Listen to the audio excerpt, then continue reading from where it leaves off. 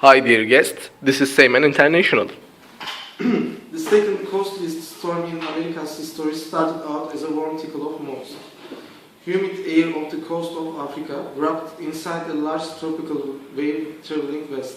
The elongated trough formed October 11 carried an aberrant configuration of low pressure from the eastern edge of the Atlantic basin. It coalesced into a speedy mass as it journeyed across the water. By the time it motored into the southern Caribbean Sea, October 22, spitting thunderstorms and covering the Nicaraguan coast in dark clouds, meteorologists in Miami and Cuba watched it with weary eyes. A 168-foot tanker, the John B. Cadell, rests on the shore in Staten Island after Hurricane Sandy. Floods and fire destroyed several houses on beach 129th Street in Rockaway, Queens.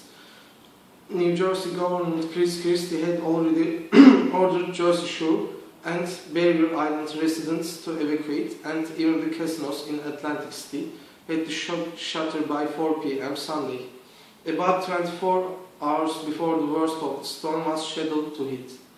Trains and planes along the northeast were grounded. Tunnels in and out of New York City were closed by Sunday evening, and the subway system suspended as Mayor Bloomberg ordered evacuations of low-lying areas around the city. Broadway shows were cancelled. At 8 p.m. October 29, after hours of increasing wind, rain and surging seas, Sandy roared into the tri-state area for real, making landfall at Bridgeton, New Jersey. Its cyclone winds extended 175 miles from the storm's eye, and ripple effects from a post-tropical nor'easter were felt across the entirety of New York, all the way to the Great Lakes. Swooping and lunging into New York Harbor with a peak wave of 32.5 feet, the storm crashed over the protective seawall at Battery Park City. The nightmare conditions extended across Coney Island, the Rockaways, and Long Island. Spotting flood waters turned iconic boardwalks into matchsticks, upended historic amusement park rides, and trapped thousands in attics, on roofs, or on upper floors, particularly the elderly and those living in projects. Before power was restored in the West Village, residents used FEMA lightning stand to charge cell phones and tablets on Blacker Street. Just 3 days after the storm, pride and plans to rebuild were surfacing in Breezy Point. Similar devastation wrecked Staten Island, Coney Island, Long Island, and the Rockaways. Some 106 fires citywide were attributed to Sandy, including 21 fires during the storm and 85 later blazes linked to its damage. As many as 3,000 people whose homes were too damaged to return to needed semi-permanent housing from the city, and federal emergency agencies rushed to bring food, water, and clothes to storm-torn neighborhoods.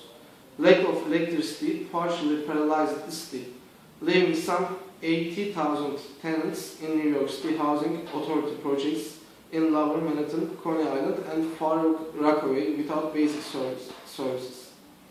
President Obama, then just weeks away from re-election, flew into New Jersey to assess the damage.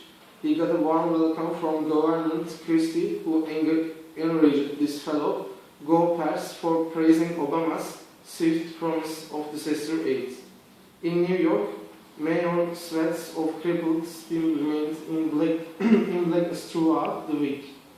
Public transportation was at a standstill in the food zones, and Mayor Bloomberg roused intense ire when he refused to cancel the November 3 marathon.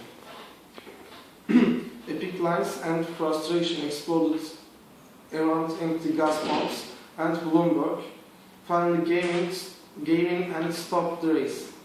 New York City, like storm-ravaged communities up and down the coast, limped its way back to a semblance of its former self in the weeks and months that followed Sandy. Although for many families and neighborhoods, life was forever altered. In its wake, Sandy left a $65 billion price tag and ultimately affected about 60 million people.